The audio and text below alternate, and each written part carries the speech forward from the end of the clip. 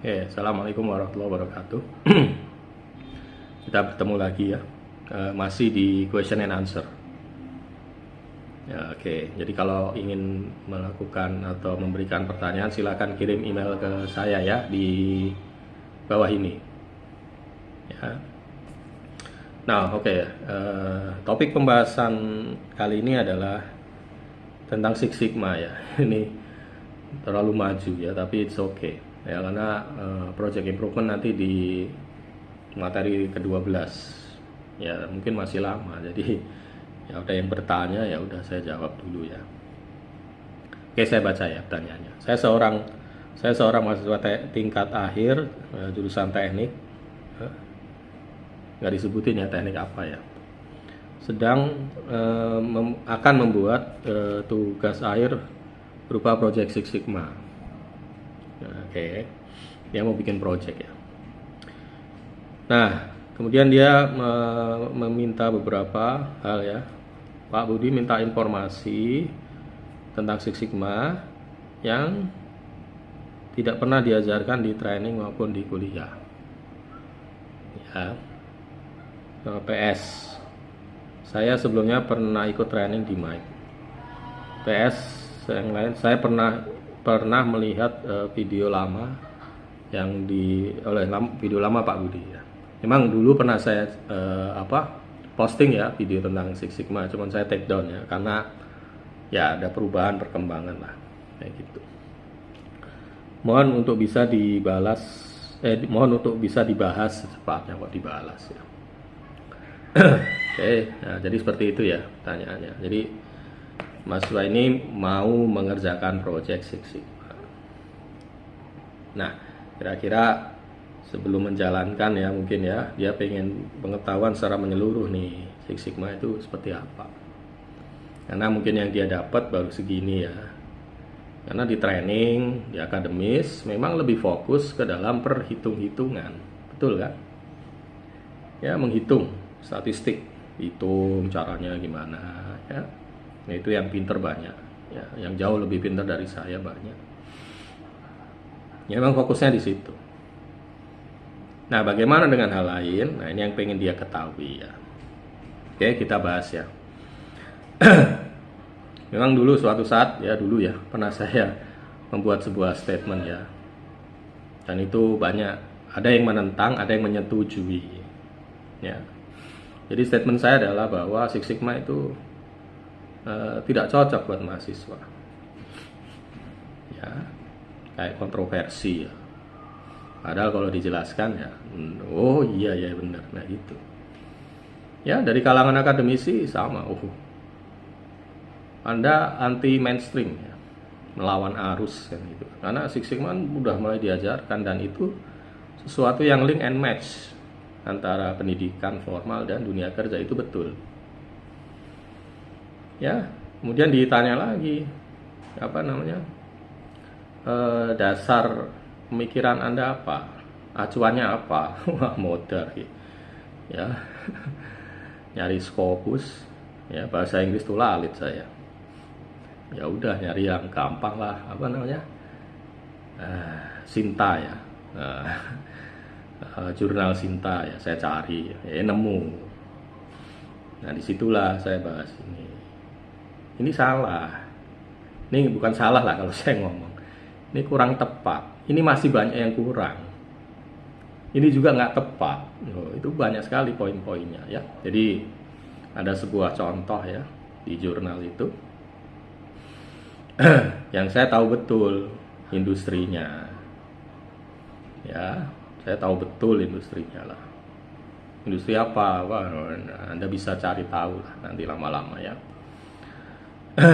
Jadi ada justru hal yang luar biasa penting yang malah nggak di ini ya. Jadi jurnal itu saya suruh baca.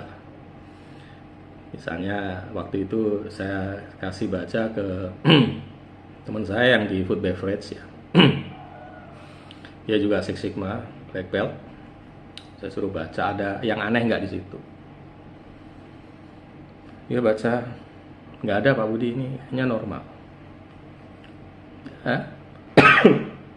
Kemudian teman saya yang lain industri jasa. Dia pernah ikut pelatihan Six Sigma juga, saya suruh baca. Ini flow-nya udah bener, hitung-hitungannya udah bener kata dia. Ya. Tapi begitu saya kasih ke praktisi yang di dunianya di situ, dunia industrinya di situ. Kalau tadi kan industrinya lain ya, dunianya di situ. Begitu, oh ini loh kok bisa gini nih, ini ngarang ini, loh itu kayak gitu. Ya justru ada basic fundamental yang ya tidak ada di situ. Ya kalau kita mengacu ke apa kemarin ya, prinsip basic fondasi, nah itu ada di semua saya sebutin di situ. Loh ini kok nggak ada? Padahal ini penting. Pada saat brainstorming kok nggak ada, ini ngarang, oh, tahu. Ya follow up-nya juga, ya. Nah, kalau Anda pernah dengar ya istilahnya dari guru saya, Profesor Adi dulu namanya, garbage in, garbage out. Ya, data salah, mengolahnya walaupun benar, outputnya salah. Ya, jadi data pada saat brainstorming itu nggak muncul, loh kok nggak ada sih ini. Padahal kalau kita gerak di dunia itu, 80% masalah itu karena faktor X, Y, Z ini. Ya itu, makanya hati-hati. Ini saya kasih contoh aja. Jangan kan di akademi sih, di mana? Di kalangan praktisi juga sama. Ya, praktisi yang sudah lama bekerja, ya 20 tahun kerja ya, kayak saya lebih lah ya, dulu pernah ngerjakan Six Sigma ya. Kalau dulu saya mengerjakan pertama kali tahun 2003 ya, 20 tahun yang lalu. Terakhir saya ngerjakan 2018. Ya kalau praktisi lama, wah memang harusnya enggak diajarin ke mahasiswa, enggak mampu mereka. Nah itu alasannya enggak mampu, enggak bisa mereka, sulit. Tapi praktisi yang masih baru-baru bekerja ya, 5 tahunan. Oh, ini penting Pak Budi. Saya kemarin ikut pelatihan training. Penting ini mahasiswa. Oh, itu terpecah juga pendapatnya ya. Sangat menarik sebetulnya kalau dibikin riset itu loh. Wah, luar biasa. Ya, ya kalau mau riset silakan ngobrol sama saya ya. Nah, kemudian kalau Anda pernah lihat website namanya apa? Quora ya. Quora itu kan question apa ya? Saya lupa, Quora ya. Nah, Quora itu banyak pertanyaan yang dijawab apa? Ada yang praktisi, ada yang orang awam, ada yang macam-macam ya. Tidak ada batasan. Jadi pertanyaannya, apakah Six Sigma itu suitable untuk mahasiswa? Nah, itu jawabannya mirip sama yang praktisi tadi. Yang sudah Six Sigma Black Belt itu menjawab, Anda kerja dulu 2 tahun, baru balik ke saya belajar lagi atau sertifikasi lagi. Ada juga sama ya gitu. Anda mau ngapain di situ? Ya, mau mengerjakan apa? Anda kan belum pernah kerja. Anda kerja dulu, baru balik ke saya lagi belajar. Tapi ada juga yang enggak seperti itu. Six Sigma betul terbukti. Ini saya pernah belajar, praktisi juga loh itu. Dan itu proven, ya sangat membantu pekerjaan saya sehari-hari. Loh itu gitu. Ya, jadi apa namanya? Kontradiksi ya, tapi itu bisa dipahami lah nanti, dimengerti. Jadi tidak ada fix ya, karena kalau saya pernah bilang one size does not fit for all ya. Nggak bisa semua bener, semua absolut, enggak, pasti ada aja ya. Oke lah, itu pembukaan ya, nanti kita bahas satu persatu ya. Oke, kita akan mulai pembahasannya ya, ini hanya sekedar pembukaan aja ya. Oke, kita mulai ya. Jadi yang pertama adalah kita harus menempatkan posisinya dulu ya. Kalau Anda pernah menyimak video kedua ya tentang learning of quality ya, bahwa pembelajaran di Indonesia itu ada 3 macam lah ya: akademis, vokasi, dan profesional ya. cuman profesional oke lah, nggak terlalu kok profesional. Dulu lupa saya satu lagi. Ya, kita abaikan dulu lah. Jadi kita fokus di akademis dan vokasi. Nah ini masnya ini mungkin kemungkinan ya ada di sisi akademis ya. Jadi kalau dari sisi akademis ya tujuan pembelajaran itu memang berbeda dengan sisi vokasi kan gitu kan. Kalau vokasi itu kan ilmu-ilmu terapan di lapangan, menerapkan keilmuan ya di lapangan kerja itulah. Kalau sisi akademis kan membuat sebuah penelitian untuk memperkaya keilmuan kan gitu ya. Nah memang seharusnya lebih cenderung ke situ, sebelah sini ya, memperkaya keilmuan. Ya entah ini Anda proyeknya masih bisa dirubah atau enggak, ini saya juga nggak tahu ya. Jadi sebaiknya ya kalau Anda dari akademis itu S1, S2, S3 ya, Anda harusnya ya ke situ. Meneliti misalnya kapabilitas seorang project leader itu seperti apa sih di perusahaan A atau di perusahaan B. Itu apa ininya, menjadi syarat menjadi seorang project leader itu apa? Kenapa harus seperti itu? Ya dan seterusnya. Kalau di learning of quality ada contoh, maksudnya ada beberapa tema ya. Kenapa bagaimana penelitian ya, bagaimana sebuah perusahaan itu berhasil menerapkan Six Sigma misalnya. Nah itu berguna nanti ya, suatu saat ada perusahaan mau menggunakan, baca dulu, oh ini loh faktor-faktornya kan gitu kan. Oh ini loh kalau mau milih project leader tuh harus seperti ini udah dibuktikan nih. Oh, kayak gitu harusnya ya. Tapi kan realitanya enggak. Ya kebanyakan shifting ya, menjalankan project di mana itu ranahnya sekolah vokasi. Loh, kan gitu kan. Ya apakah salah Pak? Ya enggak juga, emang mau gimana lagi ya di Indonesia kayak gitu. Mau disalahkan ya tidak proporsional juga saya ngomong kayak gitu ya. Kita lihat realita aja lah. Nah ya udah, kalau misalnya terpaksa membuat project ya udah Anda fokus di situ. Nah itu ya, kita dudukkan dulu posisinya. Tapi kalau misalnya proyek Anda sudah masuk setengah jalan ya nggak bisa dirubah ya wes, mau gimana lagi kan gitu ya. Nah itu yang pertama ya. Kemudian yang kedua adalah tentang preparation ya, persiapan. Apa yang mesti Anda siapin? Misalnya Anda membuat proyek tersebut, menjalankan proyek tersebut. Nah ini mesti dicatat ya. Yang pertama adalah knowledge tentang proses dan produk. Ingat ya prinsip pengendalian mutu pertama. Ya, observasi Gembel ke lapangan. Lihat dulu di lapangan itu kayak apa. Ya. Prosesnya seperti apa. Kenapa kok mereka dalam konteks di MIC, Six Sigma, di quality biasanya itu reduce cost. Nah, reduce defect atau eliminate defect. Nah dari situ kan Anda tahu dulu nih defect itu munculnya di mana, kenapa dianggap defect. Ya, jadi jangan terpaku dulu ke data-data.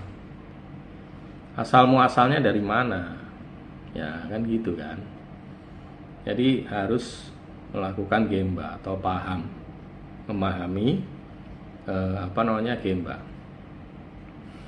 Nah ini ya ada dua perbedaan ya, karena di namanya perguruan tinggi itu ada kelas, kalau saya bilang ada kelas profesional, ada kelas amatir ya dalam tanda kutip. Kelas profesional itu apa ya, isinya udah orang kerja kuliah lagi. Kalau amatir dalam tanda kutip ya orang yang belum pernah kerja kuliah.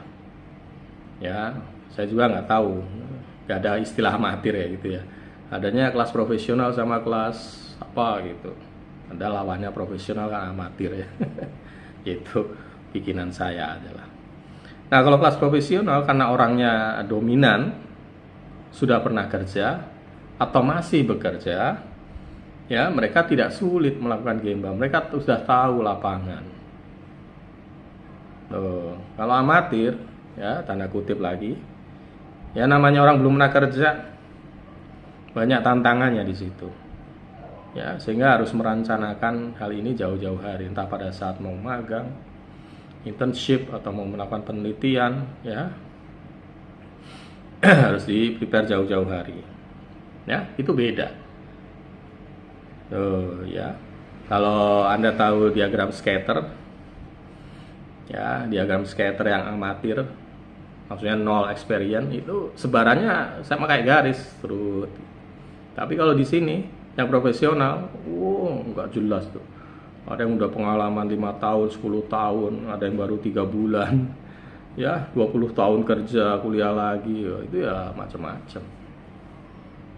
Ya, scatternya nggak beraturan. Ya, itu gitu. Ya, jadi yang pertama Gemba. Yang kedua data ya. Tolong data itu benar-benar dicermati. Ya, data ini datangnya dari mana? Ya, jangan terbuai oleh data udah ada, tinggal diolah. Ya, ntar dulu ya.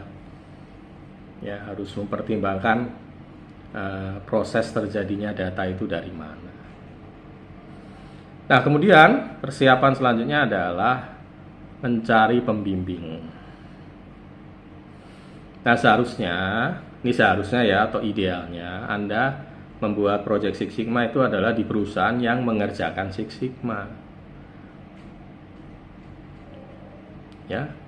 Jadi kalau saya mau buka-bukaan lah ya, perusahaan yang bikin Six Sigma itu proyeknya banyak bener. Ya. Dan sangat jarang muncul di Sinta atau muncul di apa, itu sangat jarang sekali. Anda mau ya ini jangan ditiru, tapi ya Anda mau nyontek dalam tanda kutip ya, bisa di situ. Cuman ya konsekuensinya Anda harus tahu betul ya, project ini itu bagaimana arahnya apa, karena suatu saat Anda ditanya pada saat interview, ya Anda harus bisa jawab. Nah, nanti saya kasih bocoran ya, beberapa pertanyaan yang terkait dengan Six Sigma pada saat interview kerja. Ini Anda harus bisa jawab, karena gini salah satu tolok ukur ya seorang fresh graduate ya yang bisa mudah dinilai ya, karena nggak punya pengalaman ya, itu adalah 1 internship, 2 project tugas akhir. Dua-duanya pasti ditanya, internship di mana, ngapain aja internship, ya hasilnya apa yang Anda dapatkan dari selama internship. Yang kedua, tugas akhirnya apa? Project Six Sigma Pak, wah keren nih. Ya, nanti saya buka coba pertanyaannya apa, kira-kira Anda bisa jawab enggak nanti. Nah, kita balik dulu ya yang tadi. Sebaiknya di perusahaan yang mengerjakan Six Sigma. Jadi Anda tahu kalau salah kayak apa, benar kayak apa. Kemudian sebaiknya ya Anda ada pembimbing dari tempat Anda mengerjakan proyek itu. Ya, bukan hanya dosen. Dosen kan oke lah, ngitungnya salah nih, atau datanya kurang atau apanya, iya. Tapi di lapangan yang tahu ya itu tadi, pembimbing. Nah, kalau Anda menyimak video saya di awal tadi, ya ada project Six Sigma di perusahaan jenis A. Kemudian saya minta teman saya yang kerja di perusahaan B dan C melihat itu. Oh ya, ini urutannya benar Pak, hitungannya benar. Iya betul. Tapi, nah, ada yang hilang, ada yang kurang, ada yang mereka tidak tahu. Ya, bahwa di jenis-jenis industri tertentu itu ada key point. Ya, ada key point yang ya berbeda dengan perusahaan-perusahaan lain. Nah, itu makanya hati-hati di situ. Ya, ada key point. Oh, kayaknya bener. Iya, betul, kayaknya bener. Tapi begitu dihadapkan yang tadi ya, di jenis perusahaan A, kemudian saya suruh nilai teman saya yang dia kerja di perusahaan jenis A juga, langsung tahu, oh ini dia nggak peduli hitung-hitungan. Nah, itu kayak gitu. Jadi kalau Anda ikut training ya, nah itu Anda harus paham Anda punya bahan apa yang mau dikerjakan ya mau dikerjakan buat project itu apa, Anda harus tahu betul. Karena yang membimbing itu ya mungkin tahu, mungkin enggak. Ya toh. Nah, tapi kalau kasus kayak gitu, Anda mau membuat project di perusahaan X misalnya, Anda mengambil pembimbing dari situ, maksudnya yang ini ya, yang mengkoreksi atau ini itulah. Kalau saya buat pembimbing enggak terlalu ini ya. Anda tahu mana yang benar, mana yang salah, mana yang kurang, mana yang lebih. Begitu. Ya, nanti kelihatan. Ya, ada faktor X, ya, faktor krusial justru yang terlupakan. Padahal brainstormingnya kayaknya bener. Kok bisa, Pak? Iya, itu. Ada karakteristik-karakteristik tertentu di jenis-jenis perusahaan yang berbeda. Makanya saya bilang tadi, kalau di jenis industri A, 80% defect itu karena X, Y, Z ini. Nah, itu nggak dicantumin, ya fatal, udah ngawur. Nah, makanya harus betul-betul Gemba tadi. Harus menguasai masalah, menguasai lapangan. Nah, kira-kira persiapan kayak gitu bisa nggak? Ya mau nggak mau karena Anda ngambil project ya harus bisa. Terlepas gimana caranya, kan gitu kan? Ya itu begitu seharusnya ya. Karena Anda udah mau ngambil project tadi ya. Oke, kita lanjut ya. Oke, kita lanjut ya. Jadi dalam kaitannya Anda mengambil project di sebuah perusahaan yang menjalankan Six Sigma, ya sebaiknya Anda tahu bahwa ada dua jenis, yang setahu saya loh ya, ada dua jenis atau dua macam bagaimana penerapan Project Six Sigma itu di lapangan. Jadi Anda tahu gambarannya. Ya. Mohon maaf ya. Jadi yang pertama begini, ada dua ya, A dan B lah. Yang A ini gini, sifat dari Six Sigma itu adalah top down policy, top down approachment atau instruksi. Jadi ada instruksi dari top management, direktur. Kita jalankan Six Sigma ini, ya sebagai kebijakan total quality management lah atau apa gitu ya. Tanpa instruksi ya sulit. Ya kenapa begitu? Karena stakeholder yang terkait itu banyak. Dan Project Six Sigma itu memang seharusnya lintas departemen yang sulit diselesaikan dengan cara-cara sederhana. Kan gitu kan. Sehingga butuh instruksi dari atas. Harus sukseskan gitu ya. Nah, yang A itu adalah misalnya gini, di divisi quality, itu manajer dulu yang ikut. Ya, di training Six Sigma, kemudian bikin project Green Belt, setelah itu jadi Black Belt. Nah, kemudian baru bawahannya, siapa? Supervisor level. Ya, dibimbing oleh manajernya Black Belt, supervisornya project leader Green Belt, bikin 2, 3, atau 4 ya. Kemudian setelah selesai, baru di level staffnya. Jadi urut. Nah, semuanya itu pinter di situ. Nah, kalau Anda ketemu dengan perusahaan seperti ini, enak. Semua diajak ngobrol nyambung, bisa. Oh iya, sulitannya ini. Semua paham, karena semua pernah menjalankan sebuah proyek yang alurnya sama, prosesnya sama. Gitu. Itu yang A ya. Nah, kalau yang B, berbeda. Perusahaan, kita jalankan Six Sigma. Nah, dia bikin tim. Ya, entah 3 orang atau berapa orang, 4. Nah, tim ini itu yang nanti dia muter. Pertama di divisi apa, kemudian divisi apa, mungkin di cabang mana, kemudian cabang yang itu, muter terus.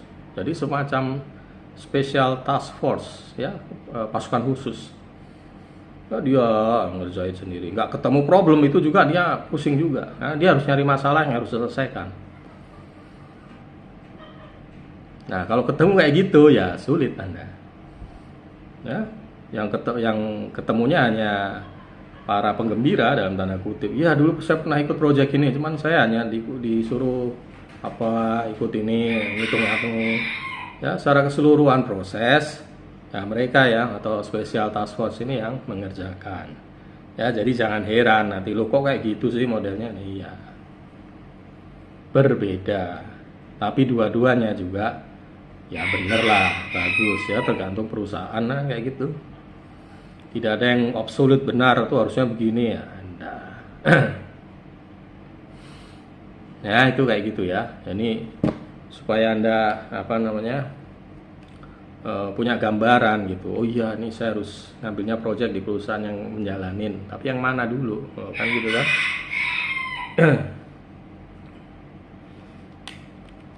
Ya, gitu ya. Nah, oke ya. Kita lanjut dulu. Nah, tadi di awal saya menyampaikan ada beberapa pertanyaan interview yang berkaitan dengan Six Sigma. Ya, jelas. Ya, seperti yang saya info tadi bahwa seorang interviewer yang melakukan interview itu akan menilai mahasiswa fresh grade ya terutama ya. Itu ya dari dua ini, internship, magang atau proyek akhir. Mereka nggak nanya nilai kalkulusmu berapa, nilai statistik berapa, apa hubungannya, itu kan nggak ada. Ya iseng banget nanya ya. Ya tolong jelaskan internship, apa yang Anda dapat dan seterusnya lah. Nah, tentang Six Sigma pertanyaannya apa saja. Nah, ini tolong dicatat. Ya, dan Anda mau tidak mau harus bisa menjawab. Karena ini sebagai konsekuensi Anda membuat project. Entah itu project berupa riset atau project berupa melakukan project. Ya. Anda silakan catat ya. Jadi yang pertama, pertanyaannya adalah apa alasan Anda menggunakan metode Six Sigma itu untuk menyelesaikan masalah? Nah, Anda harus bisa jawab. Ya. Alasannya apa Anda menggunakan? Nah, sialnya adalah apabila perusahaan yang Anda tempati itu nggak gunain Six Sigma. Terus Anda kayaknya gunain Six Sigma. Urgensinya apa Anda menggunakan Six Sigma di situ? Nah, kalau Anda nyarinya project di perusahaan yang menjalankan, loh enak jawabannya. Ya Pak, saya mau berlatih. Nah, itu kuncinya itu berlatih. Ya, mengolah data sendiri dengan dibimbing oleh praktisi yang pernah menjalankan Six Sigma itu. Itu jawaban yang perfect, sempurna. Oh gitu ya. Makanya saya bilang di awal, carilah apa tadi project di perusahaan yang menjalankan Six Sigma. Kalau enggak dicecer nanti Anda. Apa urgensinya Anda menggunakan ini? Apa dampaknya, efeknya ke perusahaan? Memang benar hasilnya seperti itu. Bubar jalan kalau kayak gitu. Ya itu contoh pertama.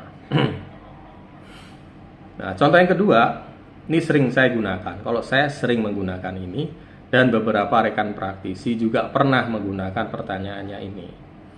Jadi model pertanyaannya itu membenturkan satu kebenaran dengan kebenaran yang lain ya, sehingga Anda pusing nanti jawabnya. Mungkin pernah saya tanya ya di model-model di apa bab di awal. Tanya gini, Anda tahu U7 tool? Pasti tahu kan? Tahu Pak. Nah, katanya U7 tool itu kan mampu memecahkan 95% permasalahan problem di perusahaan. Kalau sudah 95%, ngapain Anda perlu menggunakan Six Sigma? Kira-kira Anda bisa jawab nggak? Ya. Mutar-muter jawabannya biasanya. Oh, Six Sigma itu ini karena terbukti digunakan di perusahaan ini. Ada yang jawab kayak gitu ya. Ya itu jawaban berdasarkan cerita-cerita orang kan. Berdasarkan teori-teori orang.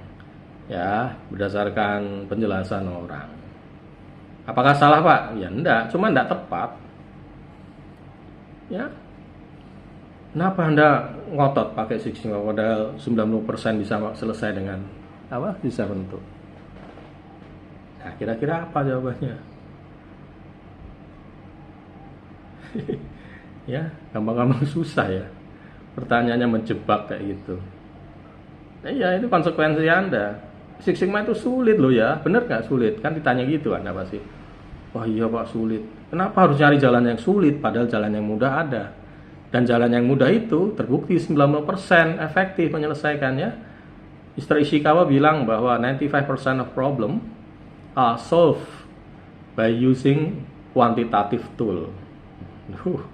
Yang ngomong tuh pakarnya sendiri, ya kebenaran kan itu kan. Saya benturkan dengan kebenaran yang lain. Nah kira-kira Anda bisa jawab enggak? Ya ingat ya, kalau nggak salah di apa ya, di video kedua itu saya pernah nanya, mungkin nggak ada hubungannya Six Sigma sih, sama saya tentu 90% solve by quantitative tool. Yang 5%-nya apa? Kenapa nggak bisa diselesaikan? Mau pusing lagi kayak itu jawabnya. Yang mahasiswa loh ya, harus bisa jawab loh kayak gitu. Ya kalau menjalankan, hitung, melaksanakan tidak terlalu sulit, tapi mikir kayak gini kan rumit. Oh, kira-kira gimana jawabannya? Ya, ya sangat tricky sekali ya pertanyaannya. Nah kemudian contoh pertanyaan lagi yang ketiga ya. Dari proses Six Sigma, mana bagian yang paling sulit menurut Anda? Oh, ini hati-hati jawabannya kayak gini. Ya, karena dominan, nah ini yang bertanya ini bukan hanya saya ya, banyak praktisi yang nanya. Karena banyak, dominan jawabannya adalah analisa data Pak. Menganalisa data itu paling sulit menurut mereka. Ya kalau menurut praktisi enggak. Yang paling sulit itu mencari data, mengumpulkan data itu yang sulit. Nah sialnya adalah pada saat Anda membuat project Six Sigma, data itu sudah ada. Bener nggak? Pada saat Anda training di mic, data-data itu sudah ada. Betul nggak? Padahal yang paling sulit itu mencari datanya dulu. Makanya ingat tadi saya bilang, garbage in, ya garbage out ya. Itu pesan dari guru saya yang masih saya ingat ya, Profesor Adi. Itu. Yang sulit tuh mencari datanya itu. Kalau mengolah tidak terlalu sulit. Ya, mencari data yang benar. Nah, itu mungkin pernah saya info ya atau apa ya, atau mungkin di video-video lain ada. Nah ini ya hati-hati di situ, jangan terjebak. Nah karena banyak yang mengolah data yang sulit ya, karena bagian Anda hanya mengolah di situ, sehingga seolah-olah sulit, seolah-olah ya. Padahal mencari data itu yang sulit. Nah, setelah mencari data yang sulit, barulah nanti penerapan improvement itu yang juga sulit. Ya, tapi kalau penerapan improvement itu banyak banyak faktor. Ya, bukan hanya Anda, stakeholder lain juga ada ikut. Tapi kalau mencari data, nah itu hati-hati di situ. Ya, tidak mudah. Itu pertanyaan-pertanyaan tricky ya. Kalau Anda ngambil Six Sigma ya siap-siap di situ. Ya. Oke, kita balik lagi ya. Tadi kita udah membahas beberapa hal yang terlupakan ya dalam pembelajaran Six Sigma. Ya, termasuk juga question ya, interview question. Nah, kita lanjut ya. Jadi ada satu lagi concerning point yang perlu mengerti ya, perlu dipahami dari awal. Yaitu begini, Six Sigma itu adalah sebuah project, ya proyek. Nah project itu ada strukturnya ya, ada structural organization gitu kan. Jadi mulai championship mana, champion sampai ke black belt, green belt, project leader, kemudian dan seterusnya. Ya artinya orang yang mengepalai, ada orang yang mengampu atau mengepalai proyek itu, yang bertanggung jawab terhadap proyek itu. yaitu disebutnya project leader. Ya, gitu ya. Kalau zaman 20 tahun yang lalu apa ya? Saya nggak tahu ya Mas, udah ada apa sebutan non gelar gitu atau enggak, saya juga lupa itu. Non gelar atau enggak saya lupa ya. Kalau sekarang kan banyak ya, ada SSGB, SSGB Six Sigma Green Belt, ada SSBB Six Sigma Black Belt. Nah, kalau zaman 20 tahun yang lalu mungkin belum ya, atau lupa saya kali. Oke lah, itu kita abaikan. Nah, namanya project leader ya, itu tentunya dipilih loh, dipilih loh ya. Ada kata-kata kunci ya, dipilih. Kenapa Pak harus dipilih Pak? Ya karena itu sebuah project yang sifatnya instruksi dari perusahaan. Artinya perusahaan tuh apa, nyuruh gitu loh. Si itu ditunjuk, si ini kamu yang ngerjakan. Nah, ibaratnya gitu. Ya. Ditunjuk artinya apa? Ya orang itu dianggap sudah mampu menjalankan project. Ya. Jadi tolong diingat ya, namanya Six Sigma itu project dan bukan apa? Nah, ini saya suka pakai istilah ini, one man show. Nah, bukan seperti itu. Nah, kalau Anda mohon maaf ya, di akademik seolah-olah jadi one man show. Semua Anda tahu, semuanya Anda harus tahu. Ya, mulai dari ini sampai selesai harus tahu semua, ya, canggih emang. Padahal realitinya adalah project. Ya, Anda itu mengkoordinir, memanage, mengatur. Ya, kemudian mensupervisi, mengawasi ya, supervisory job, managerial job, supervisory job. Nah, itu ada di situ. Ya, mengatur nih. Oh ya, kita dikasih waktu 6 bulan. Ya udah Anda atur. Mengatur siapa ya, banyak resourcesnya kan.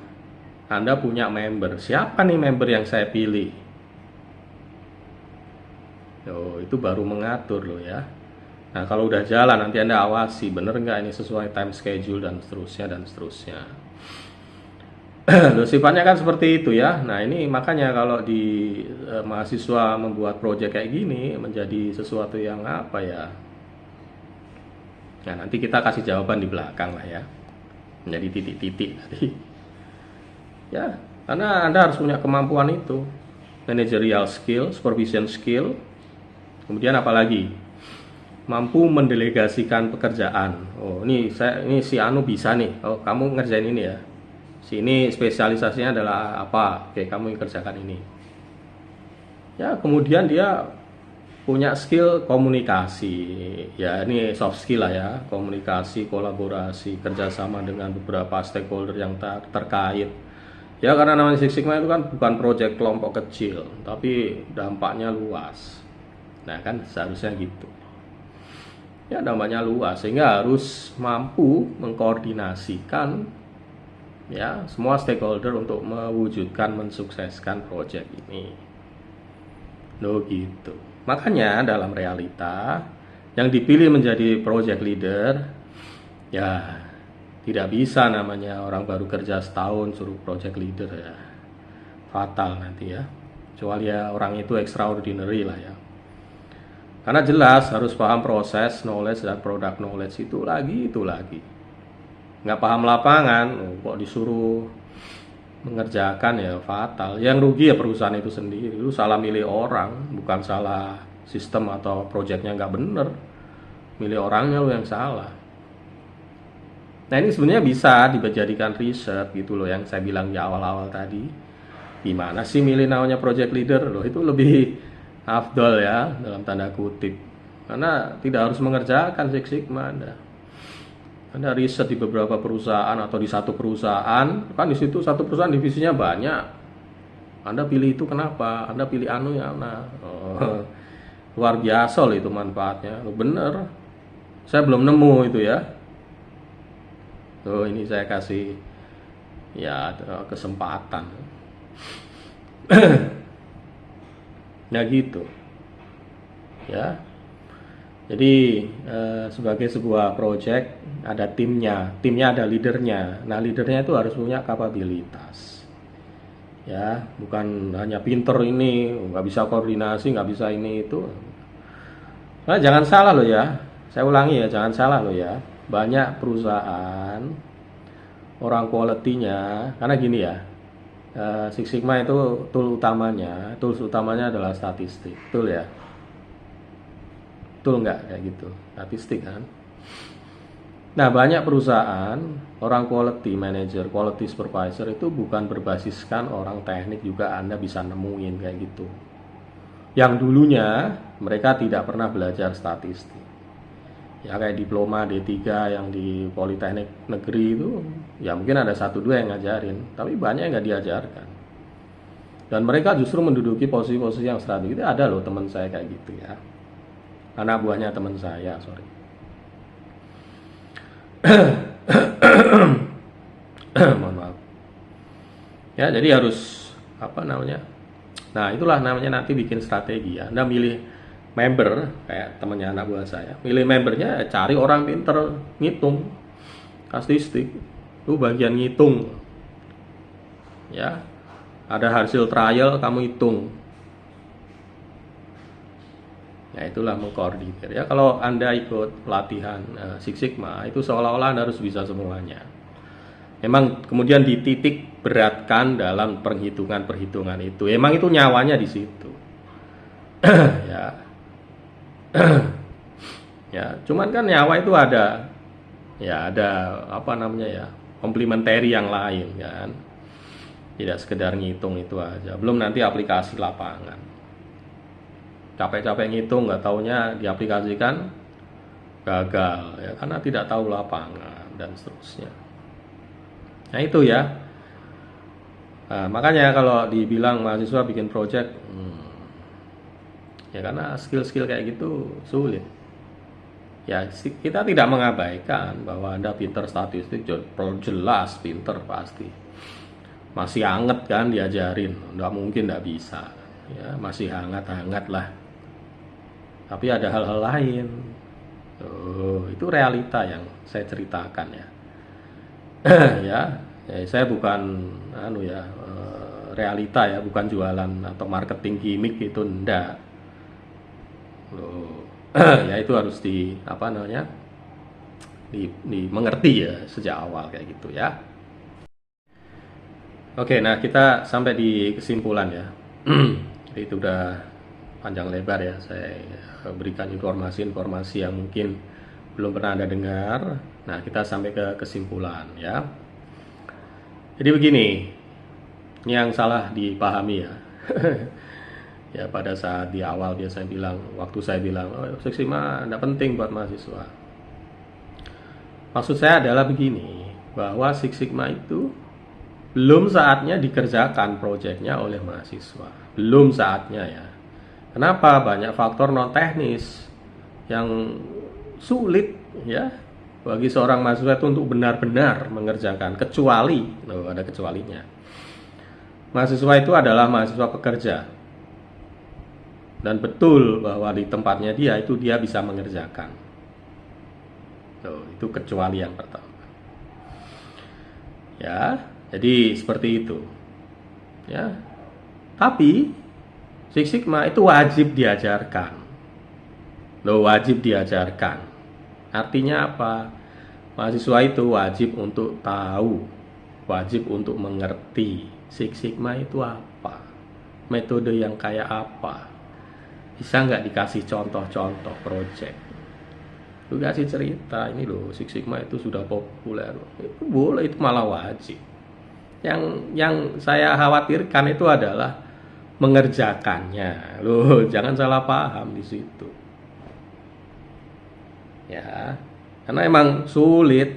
Saya bilang sulit. Yang banyak mahasiswa, banyak praktisi senior yang bilang sulit. Bukan hanya saya. Ya kalau mau dilakukan riset ya silahkan. Karena di situ kapabilitasnya belum. Ya. Nah ada nahnya ya. Bagaimana Pak yang sudah terlanjur ataupun sudah pernah melakukan dan seterusnya? Ya sudah. Cuman key poinnya, kuncinya adalah ya terutama pada saat Anda interview ya. Nah, inilah jawaban yang harus disampaikan. Betul Pak. Ya, tadi ya pertanyaan-pertanyaan banyak tuh. Betul Pak, Six Sigma itu emang sulit. Kenapa Anda ambil yang sulit? Ya, ini saya sebagai latihan. Ya, ini saya latihan bahwa ternyata saya tuh mampu ya membuat sebuah perhitungan, kalkulasi statistik ya menggunakan aplikasi Minitab. Nah, ini sekedar latihan. Namanya latihan juga bisa benar, bisa salah. Kekurangannya juga pasti ada. Ya. Jadi memang seperti itu misi saya mengerjakan menggunakan Six Sigma. Bukan karena Seven Tool lebih mudah, betul. Tapi Six Sigma adalah supaya saya mampu mempelajarinya, mampu melakukan perhitungan-perhitungan yang disyaratkan dalam sebuah proyek Six Sigma ya. Sehingga suatu saat nanti di perusahaan Bapak ada proyek, saya sudah pernah melakukan ini, sudah melakukan latihan. Loh, kan seperti itu, enak, elegan jawabannya gitu loh. Ya. Oke ya, menurut saya cukup di situ. Saya pikir apa yang saya sampaikan semoga menimbulkan manfaat. Oke, terima kasih. Sampai ketemu di question and answer selanjutnya. Assalamualaikum warahmatullahi wabarakatuh.